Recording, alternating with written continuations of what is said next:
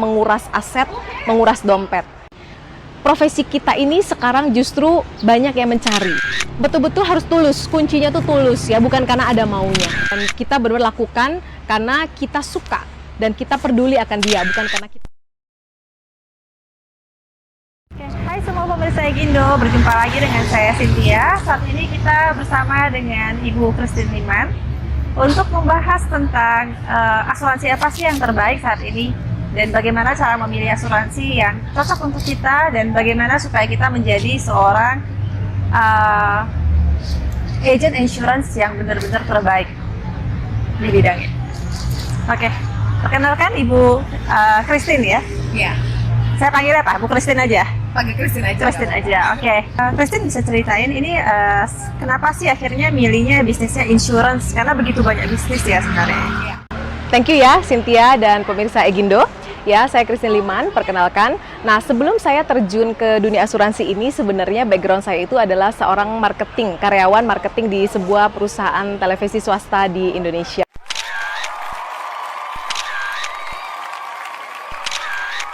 Nah, jadi waktu itu saya sebenarnya tidak pernah terpikirkan sama sekali ya untuk menjadi seorang agen asuransi. Dan pasti kebanyakan para pemirsa juga nggak ada yang dari lahir itu bercita-cita atau dari kecil bercita-cita untuk menjadi seorang agen asuransi. Saya sebenarnya awalnya kecemplung. Kenapa? Karena waktu itu saya memang pengen bercita-cita tidak mau menjadi karyawan selamanya.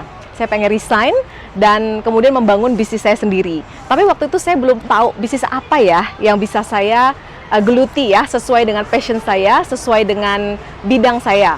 Nah, akhirnya saya sempat memutuskan untuk menjadi pekerja di bidang media sebenarnya ya.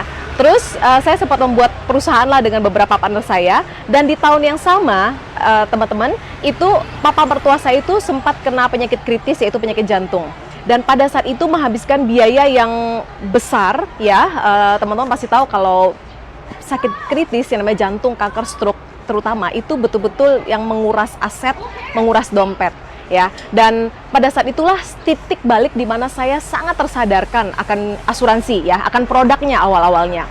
Nah, saya mulailah mencari ya perusahaan-perusahaan asuransi yang memberikan produk manfaat berupa uang tunai. Pada saat itu saya butuhnya tuh betul-betul uang tunai pengganti penghasilan. Ya, kenapa? Karena pada saat itu suami saya, dia itu anak tunggal di keluarga. Jadi dialah yang mengurus papanya ya, beserta dengan mama yang umurnya juga udah tidak muda lagi ya. Dan pada saat itu saya berpikir ya, seandainya seorang pencari nafkah yang kena, itu problem banget. Kenapa? Karena papa pada saat itu dia punya anaknya. Ya, dia punya anaknya yang ngurusin dia, punya anaknya yang membiayai ketika dia sakit. Tapi jika seorang pencari nafkah yang kena, apa yang bakal terjadi? Pasti itu problem banget bagi spouse-nya, bagi istrinya, ya, dan bagi anak-anaknya. Nah, makanya sejak saat itulah saya mengambil keputusan untuk mempelajari lebih dalam tentang produk asuransi dan bisnis asuransi. Dan sejak saat itulah saya mulai kecemplung di dalamnya, kecemplung di dalamnya.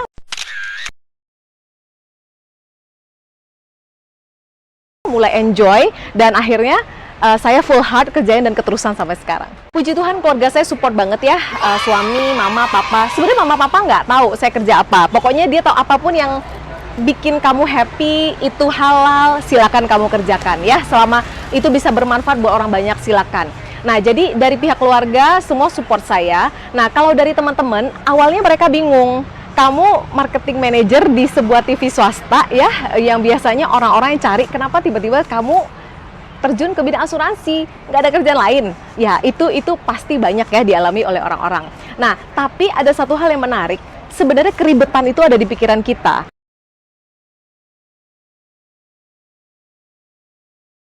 Ya, waktu itu memang saya jujur ada banyak tantangan dalam diri sendiri. Jadi bukan dari orang lain nih, tantangan itu justru dari dalam diri sendiri ya.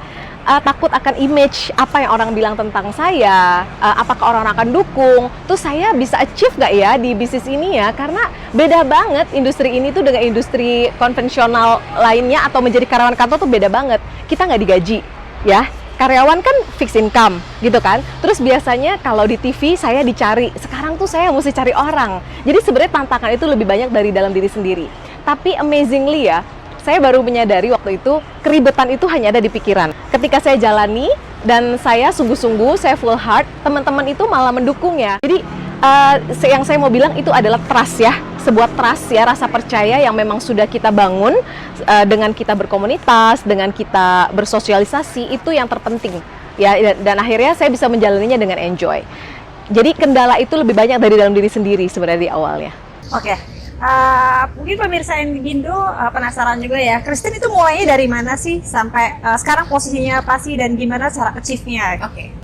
Ya, di Allianz ya, di tempat saya berbisnis ini, level itu cuma ada 2 ya, BE, BP namanya ya. Jadi agent leader, sesederhana itu saja. Jadi untuk kita bisa capai posisi leader itu cepat.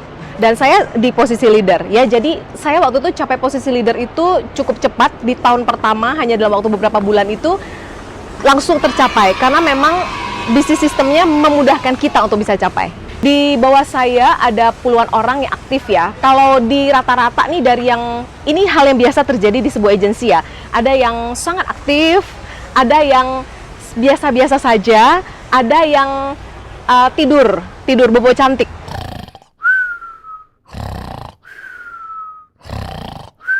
Tapi mereka bisa bangkit. Bobo cantik. Bobo cantik itu wajar ya. Jadi bobo cantik ini artinya mereka yang tidak konsisten berproduksi, tapi adalah kadang-kadang 1 atau 2 atau udah Desember, udah menjelang tutup tahun tuh baru gubrak produksi gitu ya. Ini penghargaan apa aja nih yang udah dikasih sama tadi perusahaan Allianz ya? Yeah. Bu Christine kerjanya Yeah. ya. Saya suka jalan-jalan ke luar negeri, mengelilingi dunia ya, dan saya kepengennya gratis.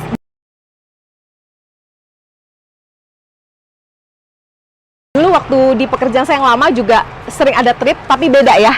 Kalau trip itu kita kerja, dengan trip itu kita betul-betul di service, itu beda banget. Nah, selama di Allianz ini, puji Tuhan ya, dari tahun pertama saya join, itu tahun 2013 ya. Jadi pas saya resign, itu saya sudah langsung bisa capai trip-trip. Saya ingat banget trip saya yang pertama itu ke Jepang. Pokoknya 4 benua lah, Australia, Asia ya, Amerika tahun 2018, waktu itu pergi dalam rangka annual meeting MDRT di Los Angeles. Trip itu adalah sebuah lifestyle lah ya buat para agen asuransi biasanya. Nah, pencapaian lainnya adalah saya berturut-turut ya mencapai MDRT, dan tahun ini adalah tahun ke-5 saya mencapai MDRT. Jadi MDRT itu million dollar round table ya. Jadi sebuah achievement berskala internasional tertinggi untuk para profesional di bidang asuransi dan jasa keuangan seluruh dunia. Di Allianz ya, di Allianz itu ada satu klub namanya Million Dollar Income Team, MDIT. Jadi itu sebenarnya satu klub yang menjadi tujuan kita ya, tujuan kita untuk mendapatkan income yang di atas 1 miliar. Jadi seluruh sales force-nya atau pebisnis asuransi Allianz itu mengarahnya ke MDIT Club ini. Jadi klub orang-orang yang berpenghasilan miliaran. Jadi 1 tahun minimum 1 miliar. Kalau 1 tahun 1 miliar itu diwakili 1 bintang. 2 bintang itu berarti 2 miliar per tahun. 3 bintang itu 3 miliar. Nah, saya di tahun ke-5 ya, di tahun ke-5 saya aktif, itu bisa capai MDIT Club bintang 1. Jadi itu achievement ya di Allianz. Saya bisa bilang sebenarnya saya full time, full heart banget di bisnis ini tuh 5 tahun sebenarnya. Apa sih suka dukanya menjadi seorang agent asuransi? Oke, dimulai dari dukanya dulu ya. Dukanya dulu. Iya, duka dulu ya teman-teman. Jadi menjadi agen asuransi itu dulu pada saat saya join lah di awal-awal, itu bukan merupakan cita-cita banyak orang. Jadi orang jarang sekali punya passion ya menjadi seorang agen asuransi ya. Tapi dengan berjalannya waktu ya, ketika kebutuhan orang-orang juga semakin tinggi akan insurance, kesadaran orang-orang juga semakin tinggi, profesi kita ini sekarang justru banyak yang mencari ya.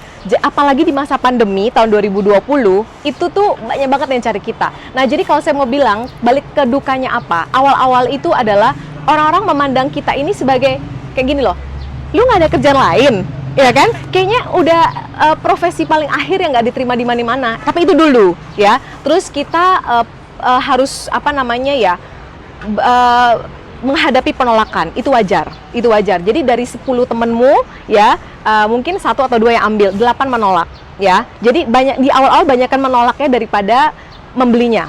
Tapi penolakan itu bukan berarti penolakan yang habis itu udah nggak terjadi. Bisa jadi dia tahun depan ya. Jadi di awal-awal kalau seorang agent itu nggak kuat mental, biasanya dia mundur. Nah, dukanya tuh di situ ya. Terus duka yang berikutnya apa ya? Karena kita ini berbisnis ya. Kalau di agensi saya ini kita berbisnis ya, di perusahaan saya kita berbisnis. Jadi kita nggak ada fixed income. Income kita itu betul-betul dari komisi yang kita terima. Tapi income kita itu bisa naiknya ya melebihi income karyawan gitu loh. Jadi dukanya adalah di awal-awal betul-betul kita nggak bisa memprediksi bulan depan kita dapat berapa.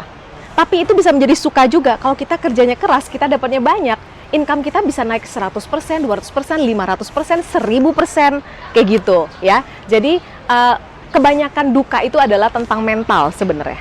Pernah nggak dimusuhin? Kadang ada orang bisa dengar ya, kita pernah dengar ya, orang-orang bilang ya, jadi insurance ditawarin teman-temannya kabur.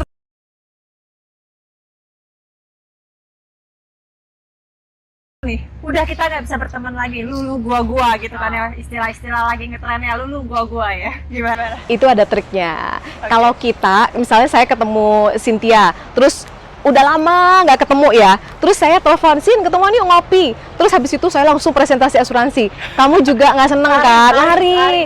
Nah itu jangan ya teman-teman, jangan, karena orang itu tahu kita tuh ada maunya kalau kayak gitu, jadi ada tekniknya. Jadi kita mesti pakai people skill lah ya, kita mesti pakai people skill untuk menjadi seorang agent yang top ya. Kita nggak bisa datang ketemu orang itu harus closing, pokoknya orang juga ngabur dari kita gitu ya. Nah jadi banyak tips lah, kalau dibahas pasti panjang, tapi intinya satu tips lah ya, kita membina hubungan.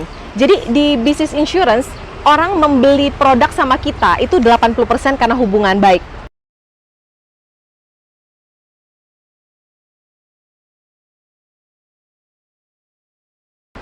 Ya, 20% adalah produknya. Jadi mau dari perusahaan asuransi manapun, itu sebenarnya tergantung kepada orangnya. Jadi bukan kepada the best itu produk. Produk itu ya dari tahun ke tahun itu pasti akan berlomba-lomba untuk perusahaan-perusahaan itu menjadi yang terbaik.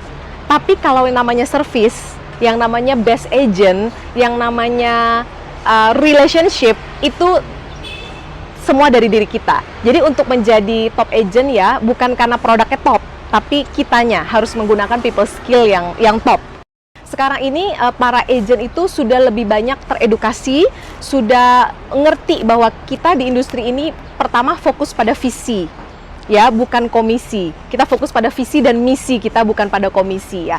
Nah jadi kalau teman-teman pernah mengalami agentnya misalnya ya habis mengclosingkan teman-teman terus kabur, gak ada dengar kabar beritanya, bisa jadi waktu itu dia joinnya karena nggak jelas dia maunya apa ya, mungkin cuma coba-coba aja, mungkin lagi kepepet duit banget, yang penting dapat duit terus dia udah bye kabur, atau dia tidak sabar dan dia tidak enjoy prosesnya, sehingga ketika dia misalnya contoh ya butuh uang dalam jumlah besar ya, dia langsung berpaling ke bisnis lain atau kerjaan yang lain, sehingga yang insurance-nya itu dia tinggalkan. Itu yang membuat para nasabah itu kadang-kadang kesel sama agen asuransi yang sekali closing bye gitu kan, habis itu nggak pernah diservis. Nah jadi penting sekali betul kita untuk mencari agen yang full heart lah ya. Saya nggak bilang full time, enggak. Full time itu relatif. Ada orang yang nyambi-nyambi tapi dia ngerjainnya full heart, hasilnya bagus juga. Jadi teman-teman bisa rasalah kalau agent itu full heart atau tidak ketika menservis.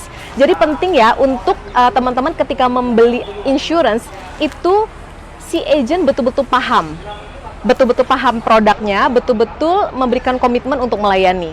Itu bisa kelihatan. Yang saya paling enjoy adalah fleksibel dalam bidang waktu ya, time freedom itu saya enjoy. Jadi karena ini bisnis ya, kita yang ngontrol ya, dari 1x24 jam yang kita punya, kita yang kontrol semuanya, kapan kita mau ketemu orang berapa, kita pas memang lagi pengen untuk capai sesuatu, dapat income yang lebih, ya kita beraktivitas lebih gitu. Kalau kita capek, ya udah nggak apa-apa, istirahat, kita butuh ya me time, kita butuh ya, terus ketemu orang itu happy-nya tuh enjoy ya, itu udah jadi lifestyle. Jadi kalau kita kerjanya kan dari kafe ke kafe, mall ke mall, ketemu orang gitu kan ya, itu nggak beban ya. Saya senang dengan lifestyle seorang pebisnis asuransi. Terus saya bisa sambil jaga anak saya ya. Anak saya masih ada yang kecil ya, umur 6 tahun, kan masih butuh ditemani ya, sekolah online segala macam. Saya belum menemukan profesi lain yang bisa mencapai income berbintang-bintang, dalam hal ini miliaran ya, tapi dari rumah bisa sambil jaga anak. Belum ada sampai saat ini.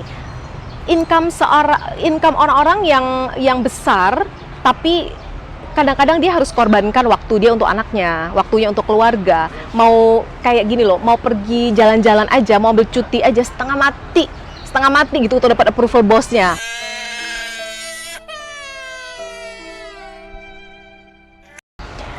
Itu kan yang artinya punya uang tapi belum tentu punya waktu. Kalau di sini yang saya happy adalah kita punya uang, kita punya waktu, dan yang kita kerjakan itu passion ya, happy kita ngerjainnya, bukan karena tekanan. Nah itu ya. Terus tentu saja tadi sudah kita bahas jalan-jalan ke luar negeri, dapat penghargaan ya, wajah muncul di koran Kompas.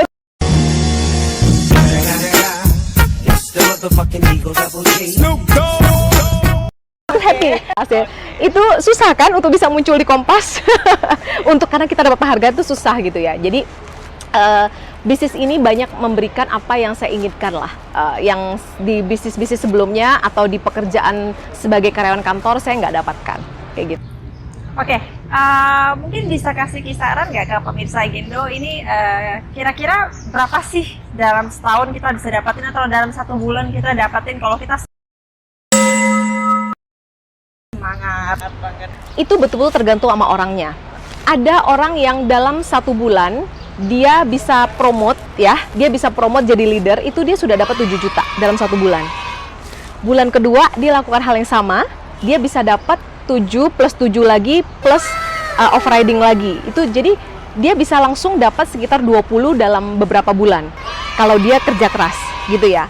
Dan kalau dia betul-betul mengembangkan jaringan, dia bisa dapat overriding dari generasinya dia itu berkali-kali lipat. Dan income utama sebenarnya sumbernya itu ya, income terbesar maksud saya, jangka panjang yang sustain dan naik terus itu sebenarnya dari generasi itu, dari tim-tim yang kita bangun di bawah kita. Di apa ya, kalau konvensional ya, bisnis konvensional ada yang profit besar ada, tapi modalnya juga besar. Kalau di sini kita modalnya cuma 225.000 ujian. Jadi dengan modal minim banget tapi bisa punya potensi income sampai miliaran dalam waktu singkat ya. Itu ada di bisnis ini. Kayak gitu. Jadi tergantung. Ada yang dalam 2 bulan, 5 bulan, 6 bulan, 2 tahun. Jadi ada juga yang bertahun-tahun nggak capai apa-apa juga ada.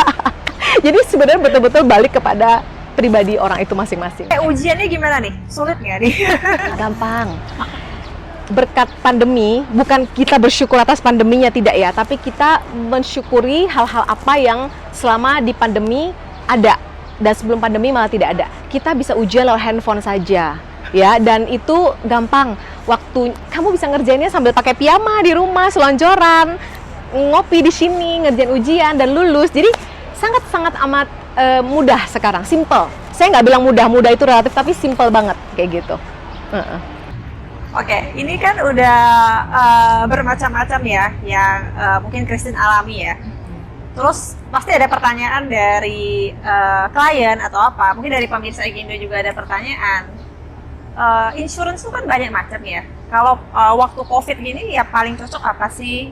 Maksudnya yang tidak membebani, karena kan kondisi ekonomi lagi kurang lebih. Oke. Saya share apa yang paling laris manis ya di tahun 2020 ya. Jadi tahun 2020 itu adalah tahun di mana para agen asuransi itu banyak dicari orang.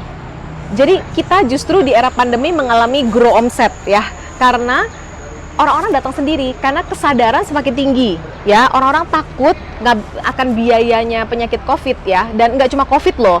Sebenarnya pembunuh utama mah bukan COVID yang bisa menguras dompet. Ada lagi penyakit-penyakit lain, tapi sebelum era COVID itu kesadaran masyarakat itu ya bisa dibilang kita harus terus edukasi. Tapi justru di era pandemi mereka ngeklik sendiri gitu loh. Nah, di tahun 2020 yang paling laris lah ya, itu adalah produk asuransi kesehatan yang cover sesuai tagihan. Itu yang paling banyak dicari orang saat ini, karena biaya pengobatan mahal ya. Jadi kalau yang masih ada limit-limit, orang-orang ngeri juga limitnya berapa. Apalagi kalau COVID ya, pasti diisolasi di kamar yang cuma dia sendiri. Itu kan berarti harus kamar yang VIP sendiri kan.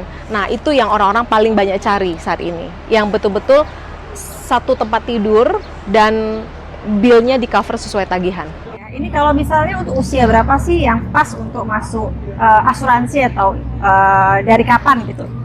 Waktu yang terbaik untuk masuk asuransi sebenarnya 1 tahun yang lalu. Kenapa? Karena asuransi itu ada masa tunggu untuk beberapa penyakit tertentu. Ya, ada yang tanpa masa tunggu, ada yang 30 hari, ada yang 80 hari, ada yang 12 bulan. Nah, jadi sebenarnya kalau ditanya masa masuk yang paling baik adalah apa? 1 tahun yang lalu. Dengan kata lain ya, sebenarnya kalau dari kecil sudah diasuransikan dari baby, misalnya baby baru lahir, sudah mulai dibelikan asuransi.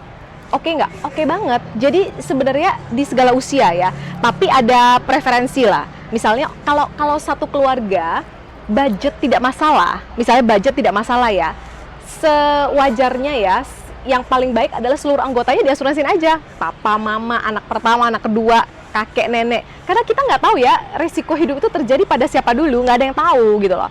Tapi ini kan pertanyaan terbesarnya adalah gimana kalau budgetnya terbatas? Siapa dulu yang harus didahulukan nih? Nah, saya boleh punya usul ya, kalau budget terbatas ya, tapi sadar banget akan penting asuransi, ambil yang terutama adalah buat pencari nafkah.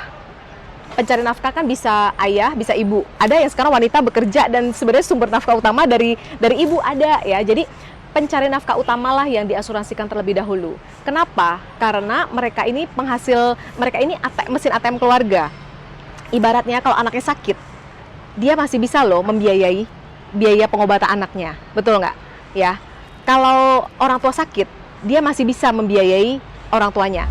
Tapi kalau dianya sakit, tidak ada asuransi, apa yang bakal terjadi?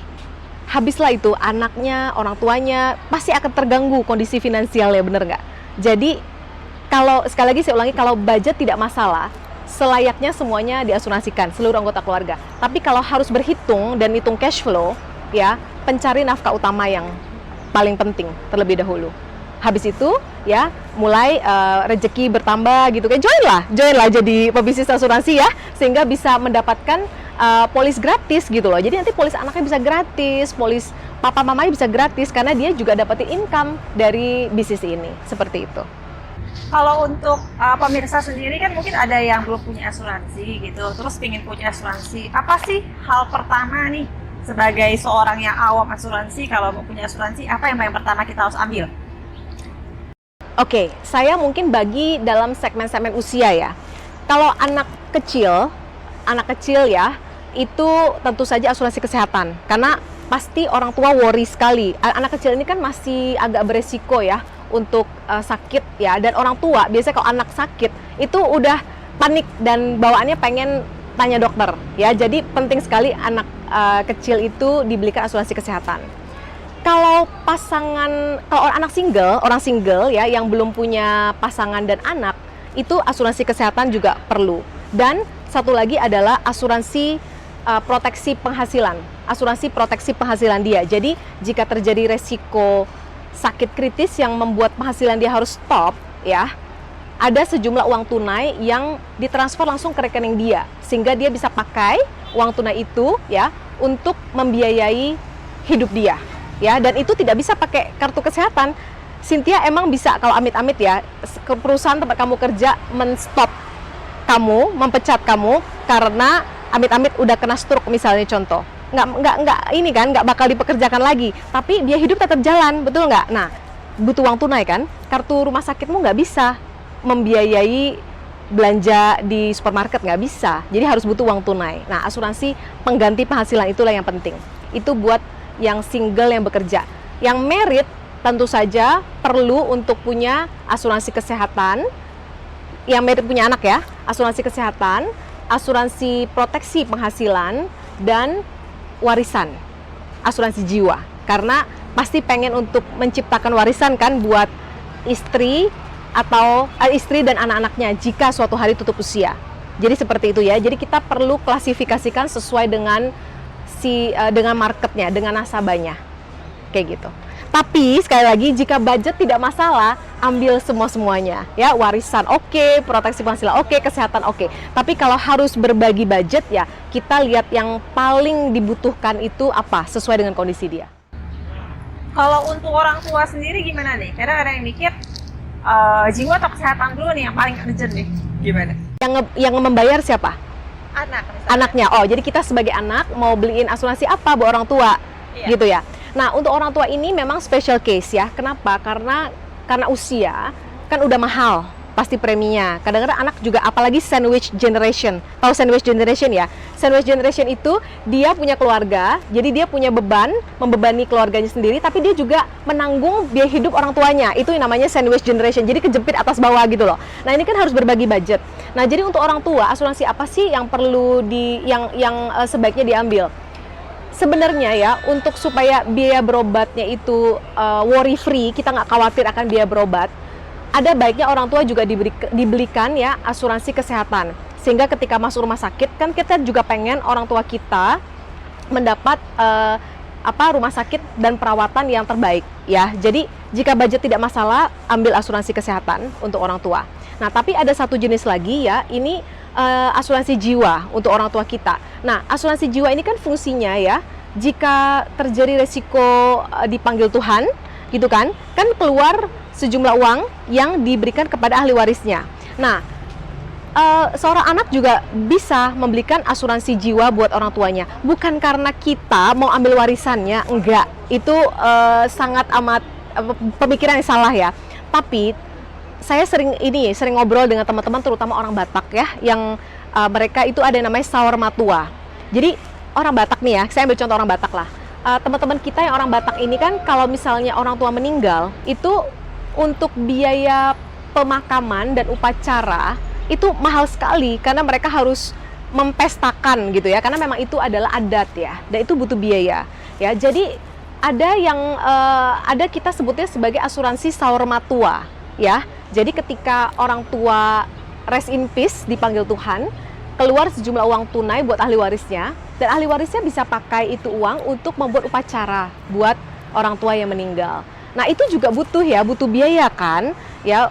Pokoknya biaya pemakaman, biaya rumah duka, itu semua adalah biaya. Nah, makanya untuk orang tua ya, bisa banget kalau budget tidak masalah, asuransi kesehatan untuk orang tuanya. Jadi ketika orang tua harus masuk rumah sakit, sudah tidak perlu khawatir lagi, di cover lah sama asuransi. Dan jika meninggal ya, ada uang warisan, uang tunai yang bisa dipakai oleh anak ya, untuk membuat atau membiayai upacara-upacara baik secara adat maupun tidak yang harus dilakukan. Jadi itu anak sebagai anak udah nggak worry lagi, tidak ada biaya. Kebutuhan orang kan beda-beda ya. Ada nasabah yang seneng kalau diajak kumpul-kumpul, jangan ngomong asuransi ya, pokoknya ngumpul-ngumpul aja. Berarti ini orang bahasa kasihnya hubungan. Jadi bahasa kasih itu ada hubungan, ada diberikan kata-kata pujian, ada hadiah, ada sentuhan fisik, satu lagi di pelayanan ya. Nah, kita lihat, bisa contoh Cynthia.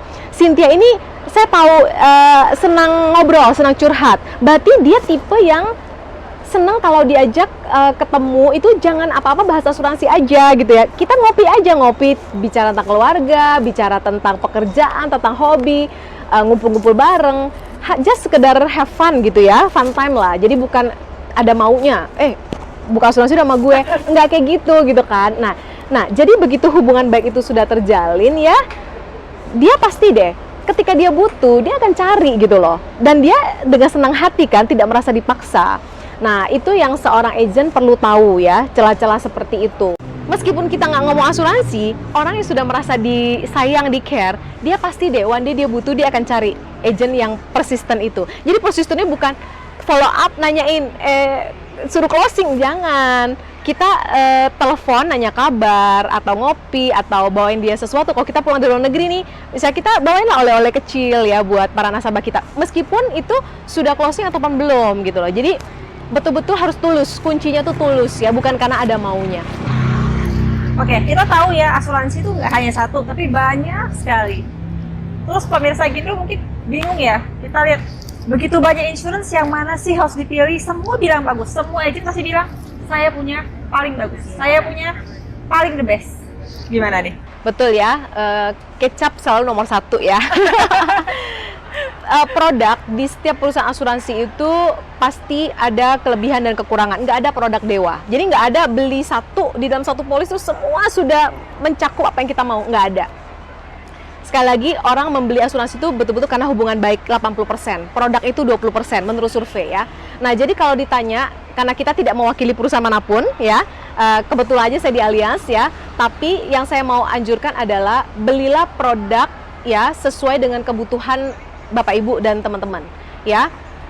Kalau lagi butuh asuransi kesehatan, atau kalau lagi butuh asuransi jiwa, atau butuh asuransi proteksi penghasilan ya, itu dicari tahu dulu butuhnya apa. Seperti itu ya.